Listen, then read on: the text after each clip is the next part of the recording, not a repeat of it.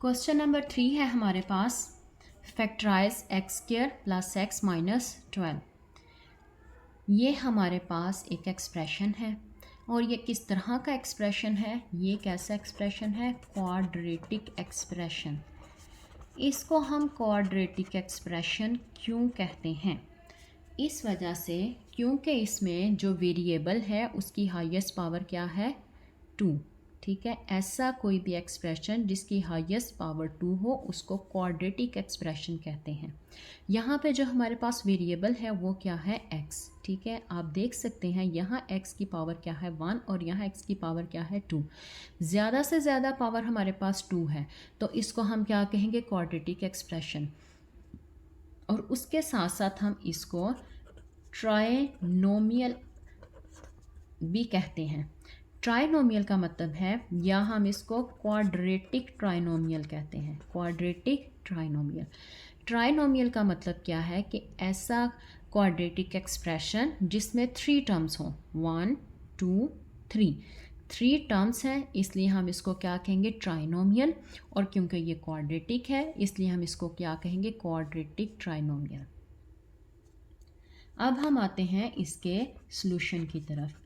इसको जब हम सॉल्व करेंगे, उन्होंने हमें किस तरह से सॉल्व करने का कहा है कि हमने इसको फैक्टराइज करना है। ठीक है, इसके सॉल्यूशन में क्या है, हमने इसको फैक्टराइज करना है।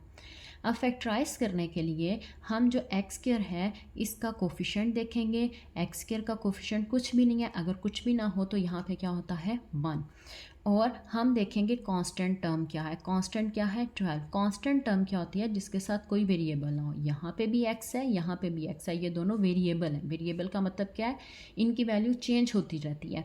x की वैल्यू अगर 1 है तो फिर कोई और आंसर आएगा, x की वैल्यू 2 है तो कुछ और आंसर आएगा। मतलब यहाँ पे काउंटिंग का कोई भी नंबर इन यहाँ पे x की वैल्यू हो सकती है। ठीक है, वेरिएबल, वेरिएबल का मतलब है कि इनकी वैल्यू चेंज हो रही है। ठीक है, और यहाँ पे जो 12 है ये क्या है, कांस्टेंट, इसके साथ कोई वेरिएबल नहीं है, इसलिए हम इसको क्या कहेंगे, कांस्टेंट। अब यहाँ पे देखें, एक्स स्क्वायर का कोफिशिएंट हमारे पास क्या है, 1, और ये कांस्टेंट हमारे पास क्या है, 12। हमने क्या करना है, सबसे पहला जो हमारा स्टेप है, स्टेप 1 में हम ये करेंगे कि एक्स स्क्वायर के कोफिशिएंट को और 12 को मल्टीप्लाई करेंगे। इन दोनों को मल्टीप्लाई किया तो हमारे पास क्या आ गया, 12। अब जो हमारे पास सेकंड स्टेप है वो हमारे पास क्या होगा, हमने 2 पेयर्स ऐसे ढूंढने हैं जिनको मल्टीप्लाई करने से तो 12 आता हो, मल्टीप्लाई करने से क्या आता हो, 12, लेकिन प्लस या माइनस करने से जो मिडल टर्म है उसका कोफिशिएंट आए। ठीक है, प्लस या माइनस करने से मिडल टर्म का कोफिशिएंट आए। अब हम ऐसा करते हैं, देखते हैं कि 12 के फैक्टर्स कौन कौन से हैं। ठीक है, आप देखें, जैसे हमारे पास 2 और 6 ये दोनों 12 के फैक्टर्स हैं, इनको मल्टीप्लाई करने से हमारे पास 12 आएगा।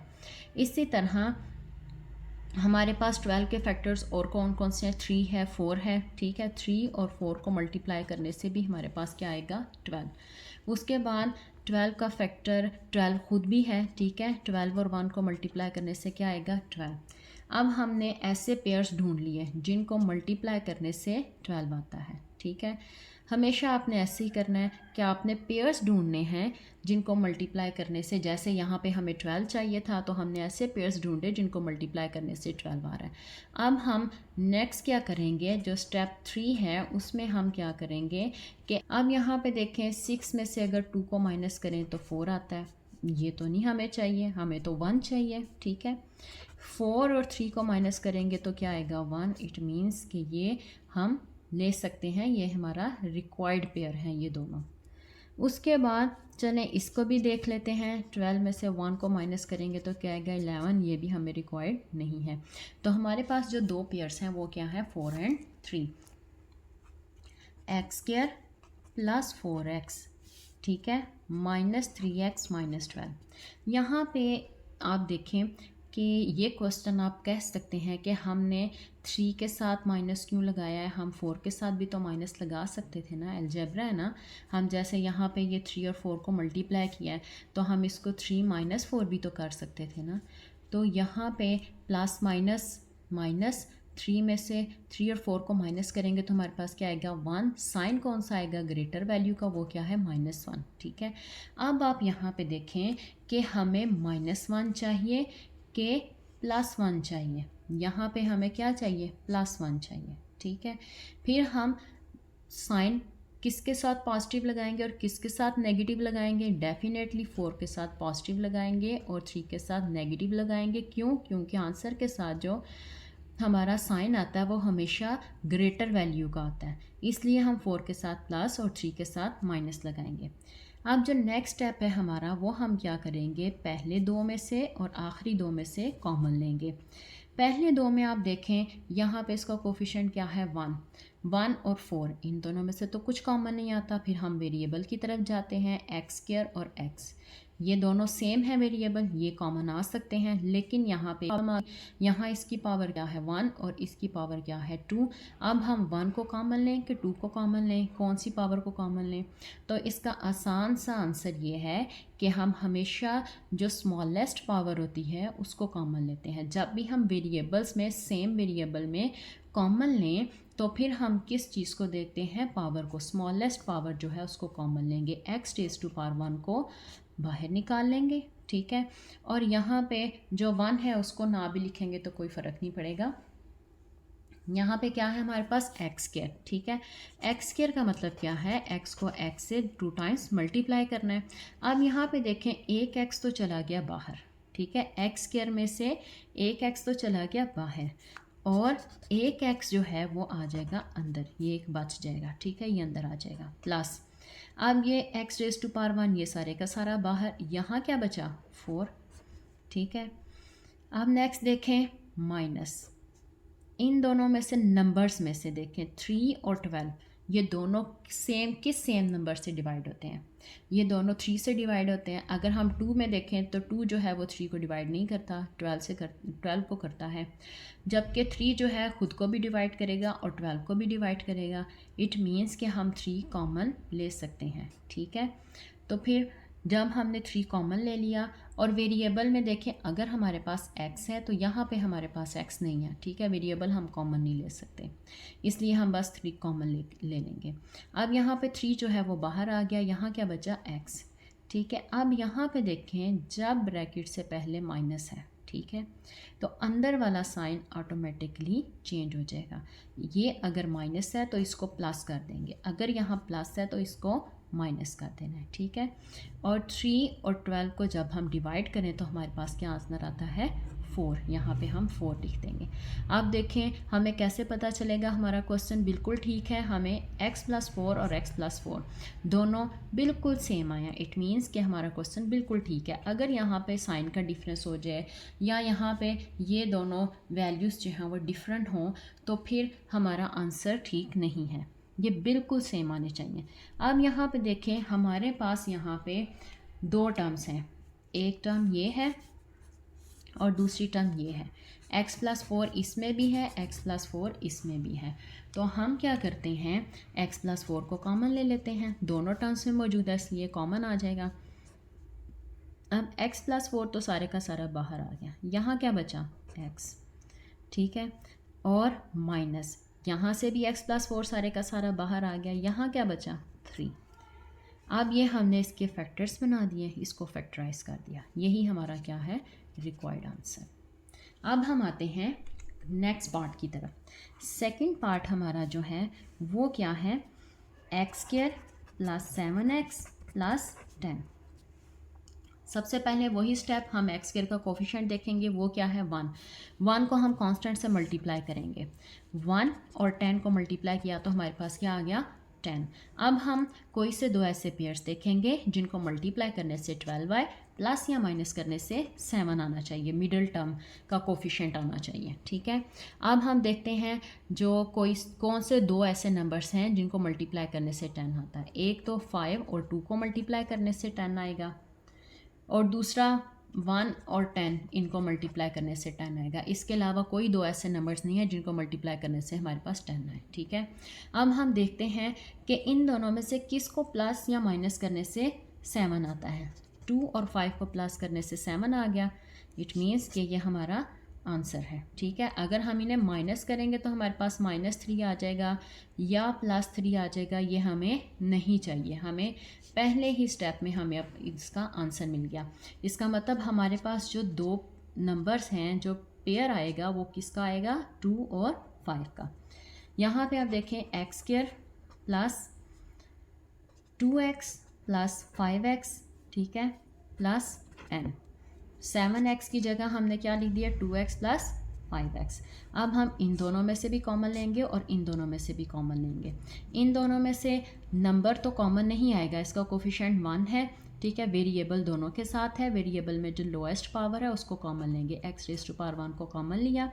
x² का मतलब क्या है, 2x, एक x बाहर एक x अंदर, प्लस यहाँ पे ये सारे का सारा बाहर, यहाँ क्या बचा 2, प्लस इन दोनों में से नंबर्स में से 5 और 10 दोनों को कौन सा सेम नंबर डिवाइड करता है, 5 खुद को भी डिवाइड करता है और 5 10 को भी डिवाइड करता है। अगर आपको इस तरह से समझ ना आए तो आप ऐसे इसको एलसीएम लेके भी सॉल्व कर सकते हैं। 5 1 ज़ा 5, 5 2 ज़ा 10, ठीक है, मतलब 5 इन दोनों को डिवाइड कर रहा है।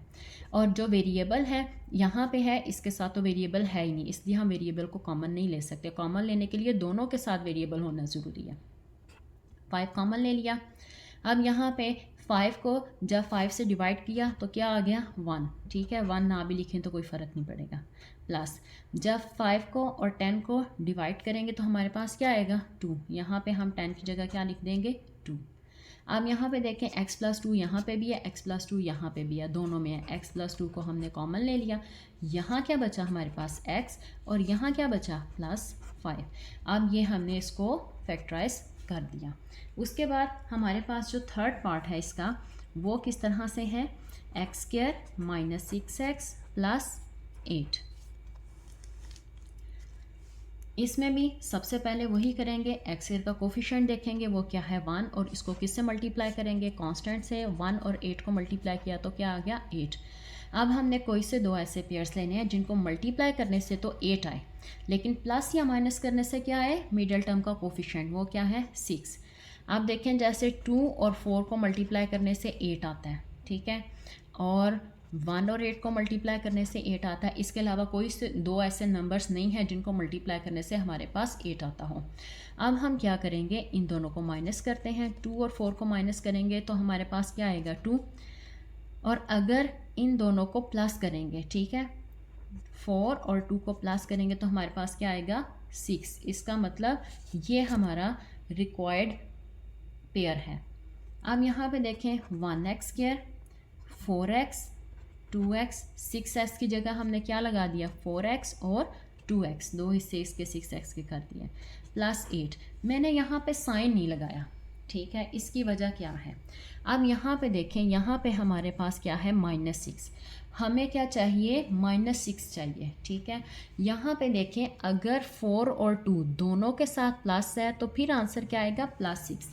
देखिए आप, +4 है और +2 है, तो हमारे पास आंसर क्या आया, +6।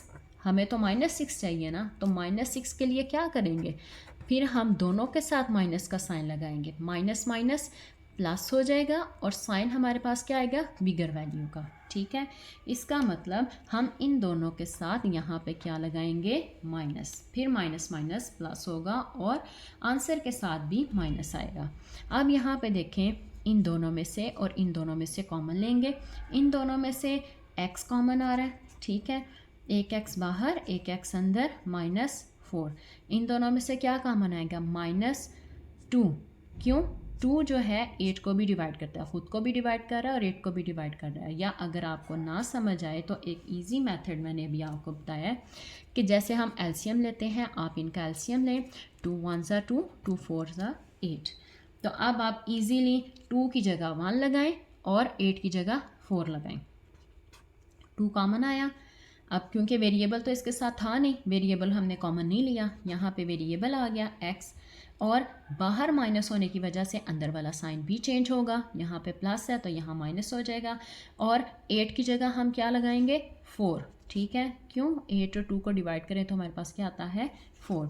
अब नेक्स्ट देखें, यहाँ पे x-4 और x-4 ये दोनों कॉमन आ गए, ठीक है, और यहाँ पे हमारे पास क्या बचा x, और यहाँ पे क्या बचा -2, और ये हमने इनको फैक्टराइज कर दिया। ये हमारा रिक्वायर्ड आंसर है। नेक्स्ट है हमारे पास इसका फोर्थ पार्ट। इसमें भी हम देखेंगे कि एक्स का कोफिशिएंट क्या है 1, और इसको किससे मल्टीप्लाई करेंगे, कांस्टेंट से। 1 और 56 को मल्टीप्लाई किया तो हमारे पास क्या आएगा 56, ठीक है। अब यहाँ पे 56 के हमने दो पेयर ऐसे तलाश करने हैं कि जिनको मल्टीप्लाई करने से 56 आए, प्लस या माइनस करने से मिडिल टर्म का कोफिशिएंट आए, वो क्या है 1। अब हम देखते हैं कि 56 किस टेबल में आता है, ठीक है। जैसे 7 और 8 इन दोनों को मल्टीप्लाई करने से हमारे पास क्या आता है 56, ठीक है। तो अब हम जल्दी से देख लेते हैं इनको प्लस या माइनस करने से क्या आता है। प्लस या माइनस करने से हमारे पास, पहले माइनस करके देख लेते हैं क्या आ जाएगा 1, ठीक है। और अगर हम प्लस करेंगे तो हमारे पास क्या आएगा 15। इन दोनों को प्लस करने से 15 आएगा, माइनस करने से 1 आएगा। हमें हमारा आंसर मिल गया, ठीक है। मल्टीप्लाई करने से 56 आ गया और माइनस करने से हमारे पास क्या आ गया 1, जो कि क्या था मिडिल टर्म का कोफिशिएंट था, और यही हमें पेयर चाहिए थे। अब हम क्या करेंगे, x square as it is, ठीक है। इसकी जगह हम क्या लगाएंगे 8x और 7x, ठीक है। साइन अभी हम बाद में डिसाइड करते हैं कि इन दोनों के साथ साइन कौन से आएंगे। -56। अब यहाँ पे देखें, यहाँ पे हमारे पास क्या है -1, ठीक है। अगर 8 और 7 +8 -7 करें तो फिर हमारे पास क्या आता है +8 -7 करें तो हमारे पास क्या आएगा +1। प्लस माइनस माइनस करने से 1 आया, और साइन हमने कौन सा लगाना है, बड़ी वैल्यू का। बड़ी वैल्यू के साथ कौन सा साइन है प्लस का, तो आंसर के साथ हम प्लस लगा देंगे।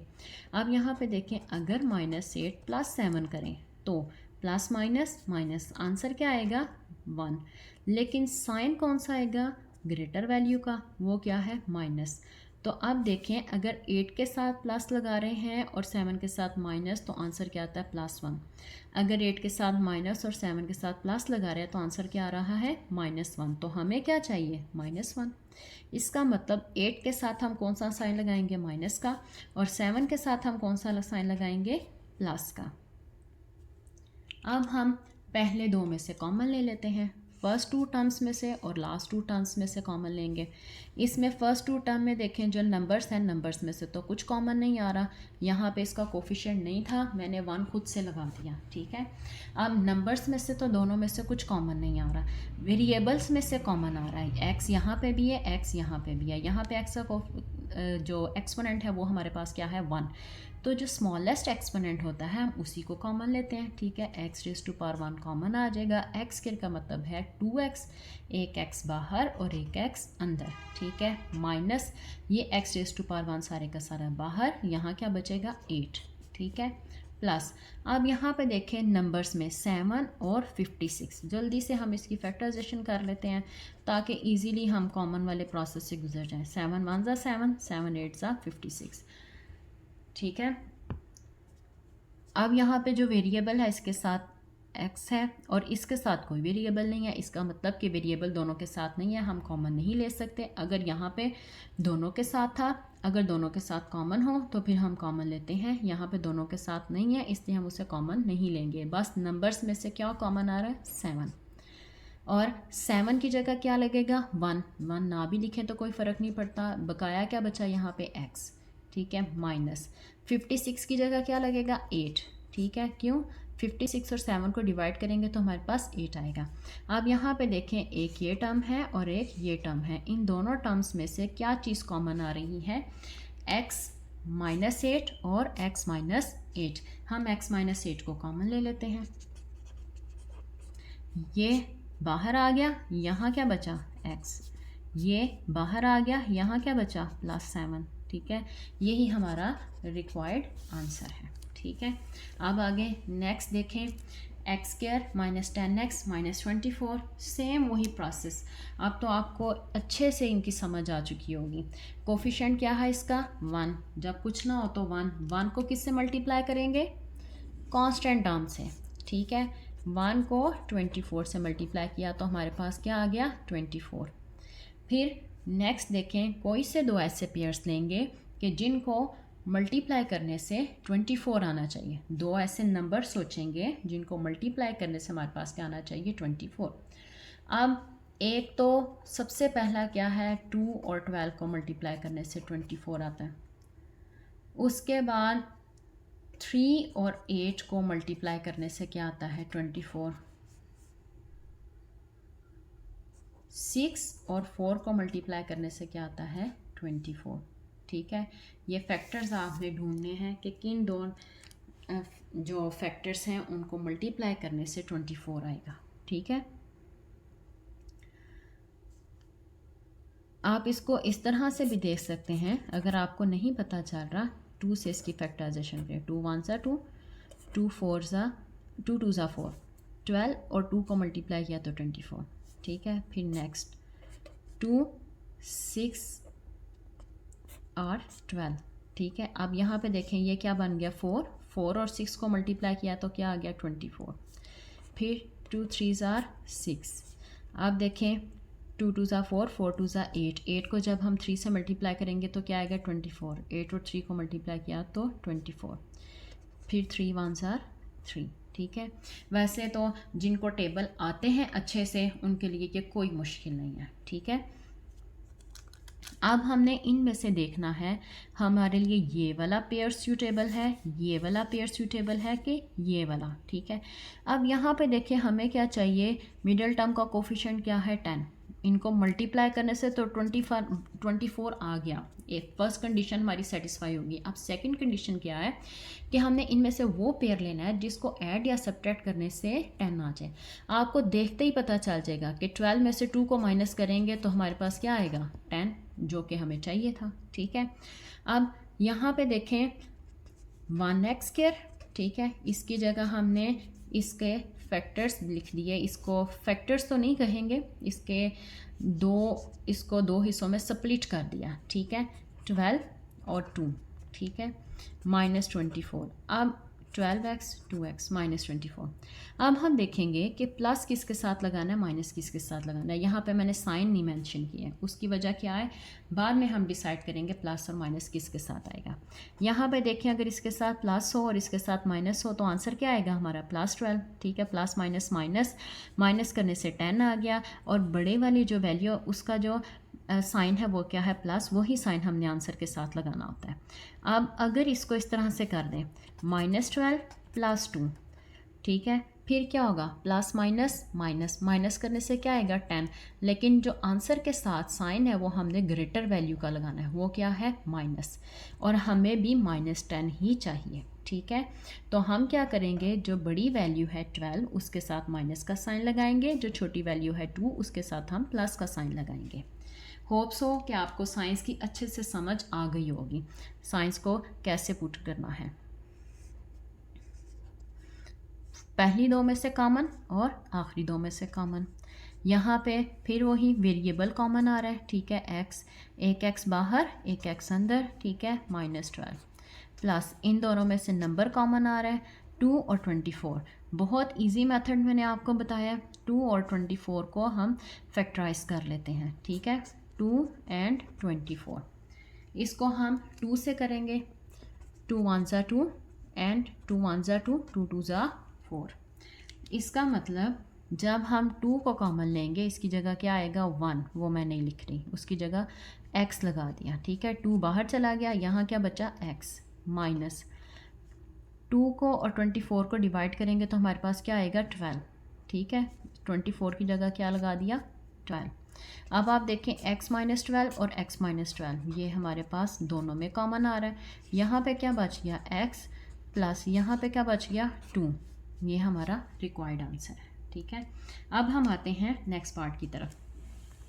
अब यहाँ पे वेरिएबल x की बजाय y लिखा गया है, मेथड वही है सारा, ठीक है। वेरिएबल का कोफिशिएंट क्या है, जो वाई स्क्वायर है उसका कोफिशिएंट क्या है 1। 1 को हमने किससे मल्टीप्लाई करना है, कांस्टेंट से। 1 और 12 को मल्टीप्लाई किया तो हमारे पास क्या आ गया 12। अब हमने दो ऐसे नंबर्स सोचने हैं जिनको मल्टीप्लाई करने से 12 आए। जैसे हमारे पास 2 और 6 को मल्टीप्लाई करने से 12 आता है, ठीक है। 3 और 4 को मल्टीप्लाई करने से 12 आता है। 12 और 1 को मल्टीप्लाई करने से 12 आता है। अब हम ये डिसाइड करेंगे कि इन तीनों में से कौन सा पेयर हमें चाहिए, ठीक है। 6 में से 2 को माइनस करेंगे तो 4, ठीक है।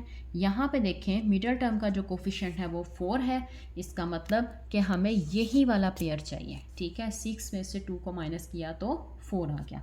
6 और 2 वाला पेयर हमें चाहिए। अब हम क्या करेंगे, 1y स्क्वायर, ठीक है। यहाँ पे 4y की जगह 6y, 2y -12 ये वाला। अब हम देखेंगे कि हमने पॉजिटिव साइन किसके साथ लगाना है और नेगेटिव साइन किसके साथ लगाना है। देखें यहाँ पे आपको +4 नज़र आ रहा है, ठीक है। अगर यहाँ पे +6 और -2 कर दें, ठीक है। प्लस माइनस 6 में से 2 माइनस किया तो क्या आ गया 4। आंसर के साथ कौन सा साइन लगाएंगे हम, पॉजिटिव बड़ी रकम वाला, ठीक है। अब यहाँ पे भी देख लें आप, इसका मतलब 6 के साथ क्या आएगा प्लस और 2 के साथ क्या आएगा माइनस, ठीक है। अब इन दोनों में से कॉमन लेंगे, जो लोएस्ट पावर है, एक वाई स्क्वायर है एक y⁻1 है। जो लोएस्ट पावर है y⁻1 उससे कॉमन ले लेंगे। वाई स्क्वायर का मतलब 2y, एक y बाहर एक y अंदर, प्लस ये y⁻1 बाहर, यहाँ क्या बचा 6, माइनस इन दोनों में से नंबर कॉमन आ रहा है, इसके साथ वेरिएबल है इसके साथ वेरिएबल नहीं है, इसलिए वेरिएबल कॉमन नहीं आ रहा, ठीक है। इजी मेथड, नंबर में से अगर आपने कॉमन लेना है 2 और 12 लिखें, इनका जैसे एलसीएम वाला मेथड करते हैं उस तरह से करें। 2 1 ज़ा 2, 2 6 ज़ा 12। आगे करने की ज़रूरत नहीं है, जब 1 आ जाए तो आगे करने की यहाँ पे फिर आपको ज़रूरत नहीं है, ठीक है। अब यहाँ पे देखें जब हम 2 को कॉमन लेंगे, ठीक है, 2 1 ज़ा 2, 1 नहीं लिख रहे, यहाँ पे क्या बचा y, ठीक है। और फिर 2 6 आर 12, 12 की जगह क्या लगाएंगे 6। यहाँ पे मैंने साइन क्यों छोड़ा, इसकी क्या वजह है, इसकी वजह ये है, मैं आपको बताना चाह रही थी कि यहाँ पे माइनस है, ठीक है। इस माइनस की वजह से ये जो अंदर वाला साइन है ये चेंज हो जाएगा। मैंने आपको पहले भी बताया था, जब भी ब्रैकेट से पहले बाहर माइनस हो इसको कहते हैं कि हम माइनस कॉमन ले रहे हैं, ठीक है। दोनों के साथ माइनस है, हमने माइनस को भी कॉमन लिया, ठीक है। तो फिर यहाँ पे ये जो साइन है ये क्या हो जाएगा पॉजिटिव। अब यहाँ पे y+6 दोनों में कॉमन आ रहा है, ठीक है। यहाँ पे हमारे पास क्या बचा y और यहाँ क्या बचा -2। ये हमारा रिक्वायर्ड आंसर है। इसी तरह आगे नेक्स्ट क्वेश्चन जो है इसका कोफिशिएंट क्या है 1। वाई स्क्वायर वाली टर्म का कोफिशिएंट क्या है 1। 1 को हम मल्टीप्लाई करेंगे 36 से तो हमारे पास क्या आ जाएगा 36। अब हमने दो ऐसे नंबर सोचते हैं जिनको मल्टीप्लाई करने से 36 आ रहा हो, ठीक है। हमारे पास 6 6 और 36, 9 4 36, 9 और 4 को मल्टीप्लाई करें तो 36 आएगा। 12 को 3 से मल्टीप्लाई करेंगे तो 36 आएगा, ठीक है। और फिर 1 को 36 से मल्टीप्लाई करेंगे तो 36 आएगा। जो हमें पॉसिबल पेयर्स मालूम थे वो हमने लिख लिए 1 2 3 4 एंड 5। अब हम ये देखेंगे कि इसमें जो हमें रिक्वायर्ड था पेयर वो कौन सा है। उसका प्रोसीजर क्या होगा, 6 और 6 को प्लस करेंगे तो 12, इन दोनों को अगर हम माइनस करेंगे तो हमारे पास क्या आएगा 0। 9 और 4 को प्लस करेंगे 13, इन दोनों को माइनस करेंगे तो 5। इसका मतलब यहाँ पे देखें हमारे पास मिडिल टर्म का कोफिशिएंट क्या है 13। इट मीन्स कि हमें ये पेयर लेना चाहिए 9 और 4 वाला, आगे हमें करने की ज़रूरत ही नहीं, ठीक है। यहाँ पे देखें 1y² + 36। अब हम क्या करेंगे +9y + 4y, ठीक है। यहाँ पे इन दोनों के साथ प्लस का साइन ही लगाया है क्योंकि यहाँ पे +13 आ रहा है, तो इन दोनों को प्लस करने से +13 आ जाएगा, ठीक है। अब यहाँ पे देखें इन दोनों में से कौन सी पावर कॉमन आएगी, लोएस्ट पावर, ठीक है। एक y बाहर एक y अंदर, +9। और ये सारे का सारा बाहर। इन दोनों में से नंबर कॉमन आएंगे, 4 कॉमन आ गया, ठीक है। यहाँ पे क्या आएगा y, और यहाँ पे क्या आएगा 4 9s are 36, ठीक है। ऐसे आप लोग करके देख लें, 4 and 36, 4 1s are 4, 4 9s are 36, 4 की जगह 1 और 36 की जगह 9। अब यहाँ पे y + 9 और y + 9 ये कॉमन आ जाएगा, और यहाँ क्या बचा y + 4। ये हमारा रिक्वायर्ड आंसर था। अब देखें नेक्स्ट हमारे पास इसका कोफिशिएंट क्या है 1, 1 को हम 2 से मल्टीप्लाई करेंगे तो हमारे पास क्या आएगा 2, ठीक है। और हमें कौन सा पेयर लेना है, ऐसा वो वाला पेयर लेना है कि जिन दोनों को ऐड या सब्ट्रैक्ट करने से जो मिडिल टर्म का कोफिशिएंट है वो आना चाहिए। मिडिल टर्म का कोफिशिएंट क्या है 1। अब 2 के सिर्फ 2 ही फैक्टर्स हैं 1 और 2, ठीक है। और इन दोनों को मल्टीप्लाई करने से हमारे 2 आता है, 2 में से 1 को माइनस करेंगे तो हमारा क्या आएगा 1, ठीक है। अब यहाँ पे हम इसके फैक्टर्स बना चुके हैं, x का स्क्वायर -2, यहाँ पे क्या आएगा, एक क्या आएगा 2x और दूसरा क्या आएगा 1x। अभी हम साइन डिसाइड करते हैं कि इनके साथ साइन कौन से आएंगे। देखें यहाँ पे मुझे क्या चाहिए -1, ठीक है।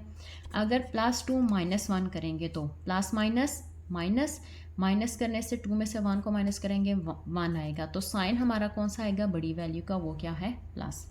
अब अगर -2 + 1 कर दें फिर भी माइनस करने से 1 आएगा, लेकिन साइन कौन सा आएगा ग्रेटर वैल्यू का, वो क्या है 2, ठीक है। 2 ग्रेटर वैल्यू है और उसके साथ साइन क्या है नेगेटिव, तो आंसर के साथ भी नेगेटिव साइन आएगा, माइनस का साइन आएगा, ठीक है। इसका मतलब हमारे जो पेयर बनाए हैं हमने उनके साथ कौन सा साइन आएगा, एक 2 के साथ नेगेटिव और 1 के साथ क्या आ जाएगा पॉजिटिव, प्लस और माइनस का साइन आएगा, ठीक है। पहले 2 और आखिरी 2, इन दोनों में से लोएस्ट पावर को कॉमन ले लिया, ठीक है। और यहाँ पे क्या बचा x और -2 प्लस इन दोनों में से कुछ भी कॉमन नहीं आ रहा, वेरिएबल यहाँ है यहाँ नहीं है, नंबर ये वाला है इसके साथ नंबर नहीं है, ठीक है। इसके साथ 1 है जो कि दोनों कॉमन नहीं है, ठीक है। 1 और 2 में कुछ भी कॉमन नहीं है, तो हम क्या करेंगे 1 कॉमन ले लेंगे। अगर ऐसा हो कि कुछ भी कॉमन ना आ रहा हो तो हम क्या करते हैं 1 कॉमन ले लेते हैं। तो 1 जब हम कॉमन लेते हैं तो आगे वाला जो होता है वो एज इट इज़ लिखा जाता है, ठीक है, x -2। अब यहाँ पे देखें x -2 इधर भी, x -2 इधर भी है, x -2 को कॉमन लेते हैं, यहाँ क्या बचा x और यहाँ क्या बचा +1, और यही हमारा रिक्वायर्ड आंसर था। यहाँ पे हमारा क्वेश्चन नंबर 3 जो है वो कंप्लीट हो चुका है।